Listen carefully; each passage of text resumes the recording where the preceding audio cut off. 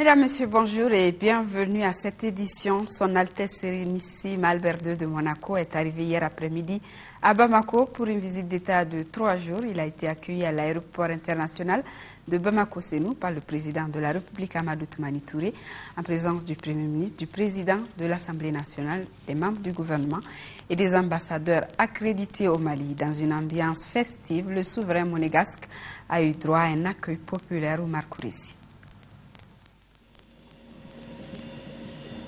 Il était 16h exactement quand l'avion du souverain monégasque s'est mobilisé sur le tarmac de l'aéroport Bamako-Sénou. 5 minutes plus tard, Son Altesse Sérénissime Albert II. Au bas de la passerelle, il est accueilli par le chef de l'État, le président de la République Amadou Toumani Touré. 21 coups de canon, comme il est de coutume en pareilles circonstances, pour souhaiter la bienvenue à l'hôte de marque, quelques amabilités entre les deux chefs d'État et l'exécution des hymnes nationaux.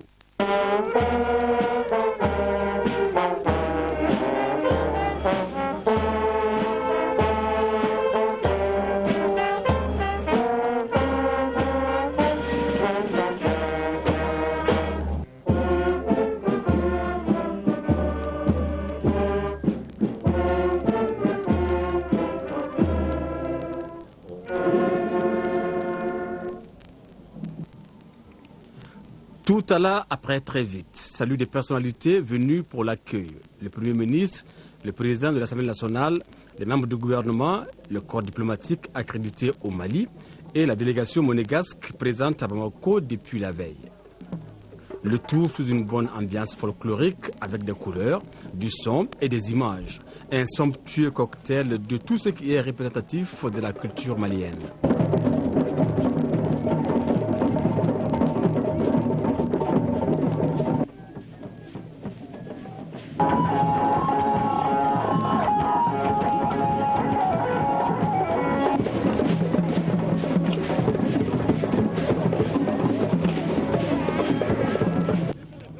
La chaleur de l'accueil n'avait d'égal que le climat tout aussi chaud qui s'est invité à la cérémonie.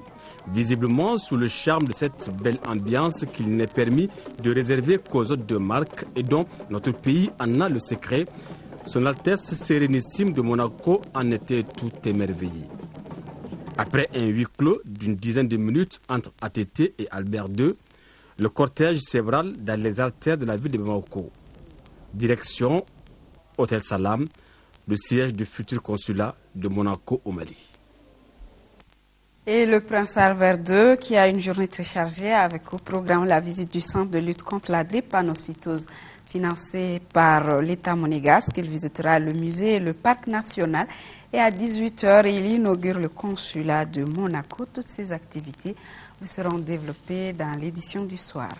Auparavant, le président de la République avait participé à Ouagadougou dans la matinée au Burkina Faso à la triennale 2012 de l'éducation et de la formation en Afrique. Ce forum de l'association pour le développement de l'éducation en Afrique se penche cette année sur la capacité des systèmes éducatifs africains à jouer pleinement leur rôle de pivot de développement durable.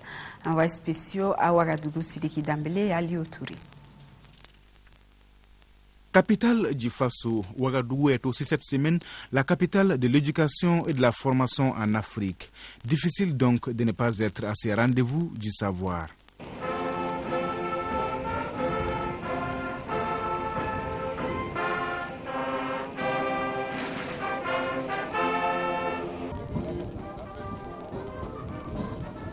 Le temple du savoir, c'est ici, dans la salle de conférence de Ouagadémil, où tous les acteurs, experts et bailleurs de fonds du secteur de l'éducation sont réunis à la faveur de la triennale 2012 de l'éducation et de la formation en Afrique. Un rendez-vous du donner et du recevoir sur la problématique de l'éducation en Afrique avec le triple objectif de faire les bilans, de créer une synergie d'action et de mutualiser les ressources. Les pays africains doivent opérer les ruptures qui s'imposent et inventer de nouvelles plages d'intervention fertiles pour la mise en œuvre effective de leur politique de développement. La triennale qui nous rassemble aujourd'hui fera de nous les témoins d'un nouvel élan, les artisans de nouvelles résolutions, les témoins et les promoteurs d'un nouveau départ Ce forum de l'Association pour le développement de l'éducation en Afrique se veut être l'instrument fédérateur des réflexions des politiques éducatives des pays africains. Cela en vue de pérenniser les acquis et de faire face aux nombreux défis de nos systèmes éducatifs. Le président de la République quand même a fait des efforts énormes. Il a décidé qu'on aura 35% du budget récurrent de l'État consacré à l'éducation en 2012 et on est pratiquement à 37%.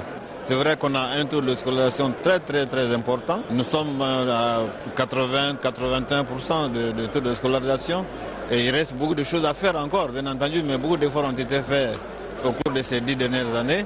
Et n'oubliez pas aussi que nous avons décidé que maintenant que nous avons fait un pas énorme dans le sens de l'accès, n'est-ce pas, il faut mettre l'accent aussi maintenant sur la qualité. De plus en plus, les gens sont en train de comprendre que la problématique de l'emploi dépend de la formation. L'éducation, la formation et l'emploi sont intimement liés et la croissance économique que nous avons en République du Mali, nous avons vu que ça n'a pas pu faire réduire la pauvreté. Et l'explication est très simple. Si vous créez beaucoup d'emplois, vous faites une croissance économique, si vous n'avez pas les ressources humaines capables d'occuper ces emplois-là, le problème n'est pas réglé. Parce que la meilleure arme pour lutter contre la pauvreté, c'est de donner d'abord un emploi. Les partenaires du secteur de l'éducation en Afrique, notamment l'UNESCO et l'Union européenne, mesurent aussi les progrès accomplis en Afrique au cours des 10 dernières années.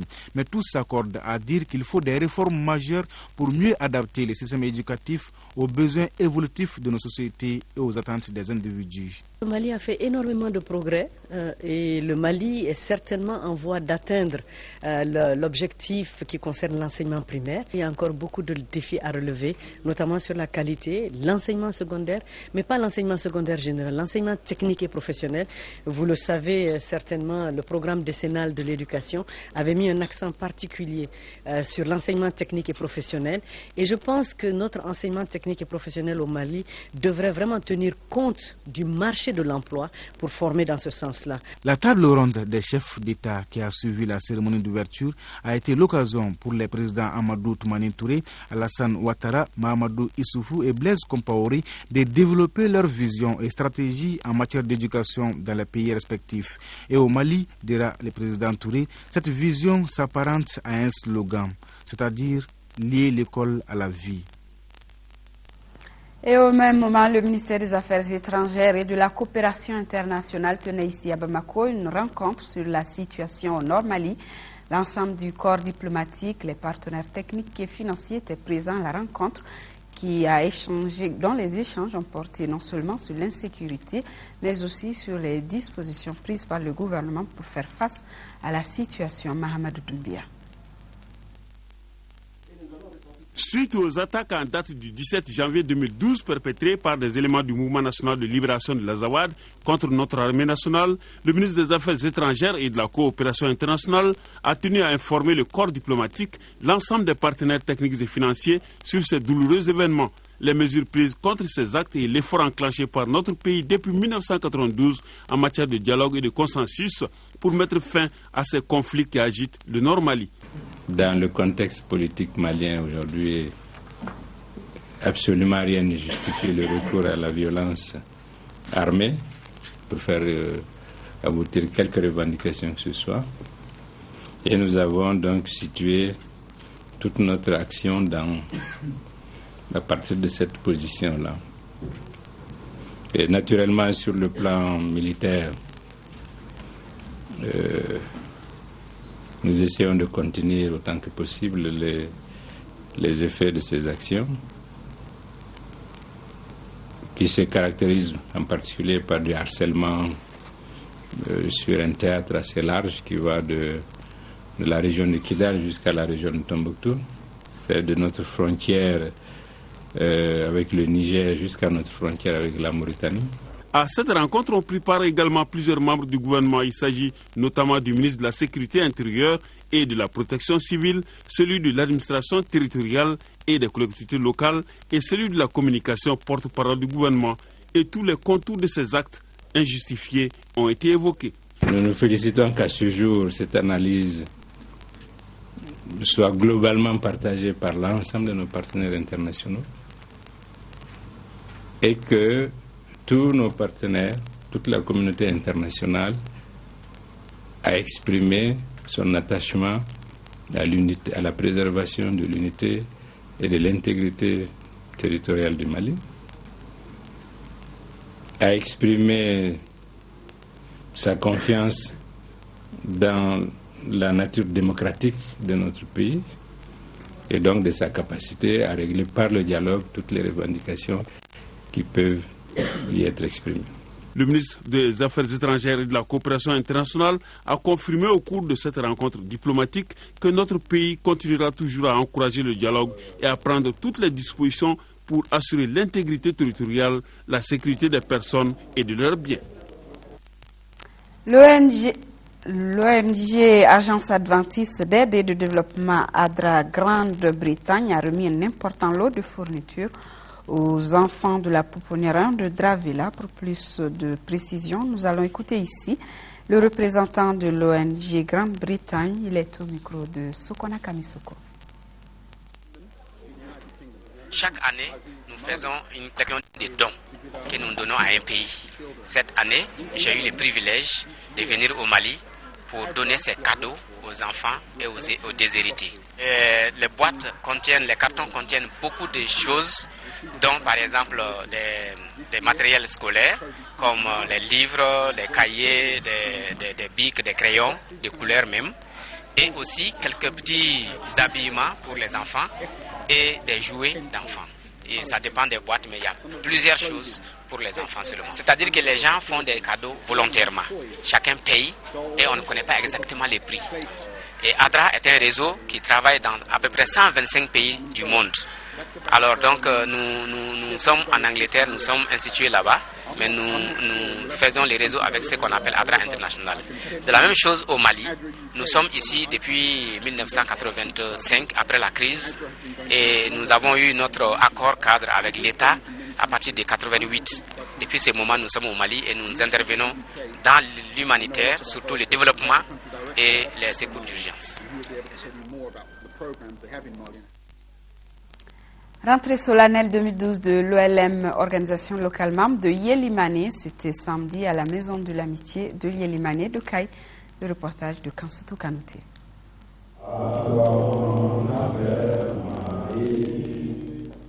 C'est sous l'hymne national de notre pays qu'ont démarré samedi dernier à Yélimane les activités de la rentrée solennelle 2012 de l'OLM Yélimane Sonikara.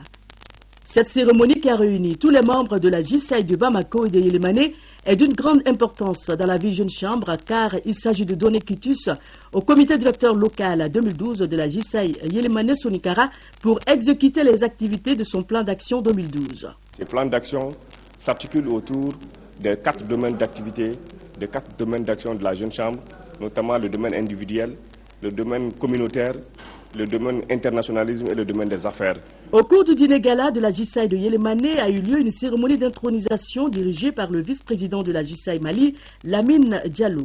Ils sont 3 nouveaux membres à intégrer l'OLM de Yélimane. Le sénateur Lagdaf Traoré leur a ensuite prodigué des conseils en leur demandant d'être des citoyens actifs pour le développement de Yélimane. À l'issue de la cérémonie d'intronisation, le président de la JSAI Yélimane, Lamine Tamboura, a procédé lui aussi à la prestation de serment du CDL. Prenant la parole à son tour, Sekou Samake, préfet du SEC de Yélimane, a d'abord remercié le général Sadio Gassama, ministre de la Défense et des anciens combattants ressortissants du SEC, avant d'ajouter que ce groupement de jeunes soucieux de la croissance économique comme facteur du développement durable, de l'humanité et du bien-être de chaque individu a prouvé par des actions concrètes que les jeunes peuvent être utiles à leur communauté. Et pour rendre le dîner gala plus agréable, l'OLM Yélimane a fait appel à Baba Sissoko, grand flûtiste du SEC de Yélimane.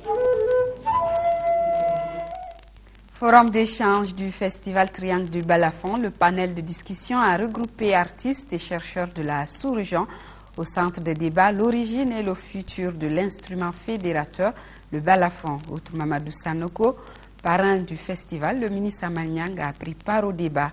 L'auditoire était composé des ambassadeurs du Burkina Faso, de la Côte d'Ivoire et une délégation de la Guinée. Compte rendu de nos envoyés spéciaux, Sidi Moribo Dambélé, Ibrahima Koulibaly et Moïse Traoré.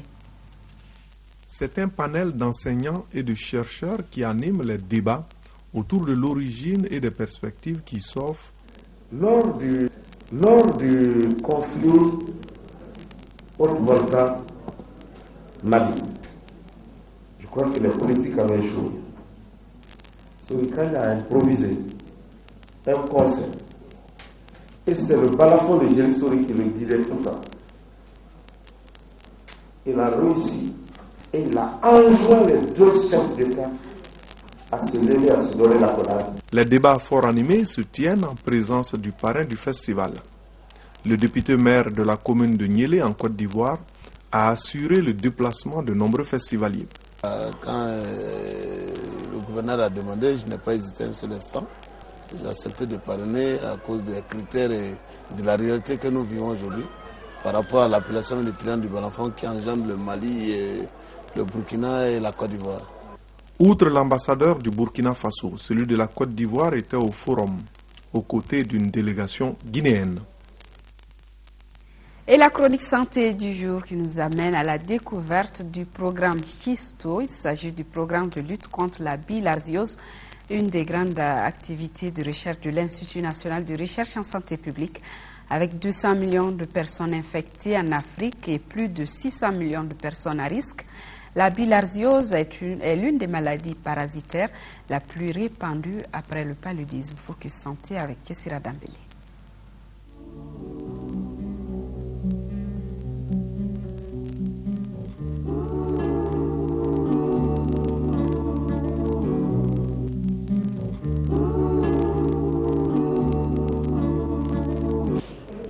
De son nom scientifique schistosomiase, la bilharziose est bien connue au Mali. Avec le sang dans les urines comme signe principal, la bilharziose est un problème de santé publique avec plus de 2,5 millions de personnes infectées au Mali. Si la forme urinaire de cette maladie parasitaire est plus présente que sa forme intestinale au Mali, elle est un danger même pour les enfants de 1 à 5 ans dans les zones endémiques selon des études. Mais elle est aussi l'objet de recherches scientifiques au Mali depuis 1984, ce qui a permis au programme Chisto du service de parasitologie de l'INRSP d'obtenir des résultats déterminants pour la prévention et la prise en charge de la maladie. On a pu faire une première cartographie qui a montré que cette maladie est répandue sur l'ensemble du pays et que pratiquement un quart de la population est infectée de cette maladie. Mais si on vient au niveau spécifique, c'est pratiquement plus de 50% des enfants d'âge scolaire.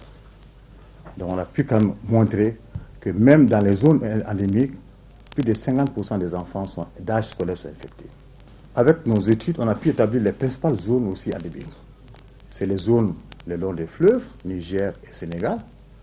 C'est les zones des barrages, c'est les zones d'irrigation. Et aussi même les nouvelles zones de développement hydro-agricole. En un mot, c'est la région de Bamako, le district de Bamako, la région de Koulikoro, la région de Ségou, la région de Kaye, la région de Mopti qui sont comptées comme les zones les plus endémiques. Ce sont des équipes de chercheurs de l'INRSP qui se rendent régulièrement sur le terrain pour collecter des informations sur la maladie. Elles auront par exemple permis de savoir en 2006 quelle perception les populations ont de la bilharziose. L'étude a montré que la bilharziose n'est pas perçue comme une maladie. C'est-à-dire le fait d'uriner du sang n'est pas en soi une maladie. Donc, si la population pense que la bilharziose n'est pas une maladie, donc au cours des traitements de masse, la population ne va pas participer. Une autre étude qui date de 2009 à Baguinda. À Baguinda, on montrait que la population pense encore que la bilharziose n'est pas une maladie. La preuve en est qu'on ne fait rien pour traiter en cas de bilharziose. La bilharziose est pourtant une maladie grave qui peut conduire à des complications irréversibles quand elle n'est pas bien traitée. Cancer de la vessie, insuffisance rénale, infertilité masculine, entre autres. Dans ses recherches, l'INRSP fait des prélèvements de sel et d'urine sur le terrain et les échographies faites au niveau communautaire ont permis de voir l'ampleur de la maladie. On a découvert d'abord au niveau de la vessie chez les enfants des petites boules au niveau de la paroi vésicale qu'on appelle les bilharziomes, les polypes, les masses. Donc tout ce que vous imaginez, c'est des petites formations tumorales qu'on découvre au niveau de la paroi de la vessie chez les enfants. Et généralement, quand on demande à ces enfants ou qu'on recueille leur urine, on trouve qu'ils pissent du sang. Ce sang-là est causé par le parasite qu'on appelle la bilharziose. Donc quand on fait l'échographie au niveau de la vessie, on voit ces boules-là dans la lumière de la vessie. Dans certains cas, on voit que la paroi est irrégulière ou bien carrément épaissie, inflammatoire. Et dans les phases ultimes, on voit que la vessie aussi est calcifiée. Maintenant, au niveau des reins, et puisque c'est là-bas que l'urine est produite pour descendre dans la vessie, il se trouve que ce tuyau-là peut être bouché et que le rein est dilaté. On a pu montrer que la bilharziose est conséquence des lésions au niveau de la vessie parce que le parasite vit là-bas. Les yeux sont localisés au niveau de ces tissus. À la longue, ces complications au niveau vésical peuvent entraîner ce qu'on appelle le cancer de la vessie. Il y a aussi d'autres complications au niveau rénal. Donc à la longue aussi, ça va entraîner les insuffisances rénales. Il y a aussi les complications au niveau génital, qui à la longue aussi peuvent entraîner aussi la stérilité qu'on connaît au niveau de la population. On a pu démontrer à travers les recherches pour la première fois à l'INRSP qu'un enfant qui est infecté de bilharziose, ça peut avoir des conséquences sur sa performance scolaire. Grâce aux recherches de l'INRSP, le Mali a été le premier pays africain à tester et à prouver l'efficacité du praziquantel dans le traitement de la bilharziose et d'autres maladies parasitaires. Aujourd'hui, l'INRSP et ses partenaires cherchent à développer un test de diagnostic approprié pour la prise en charge des syndromes digestifs.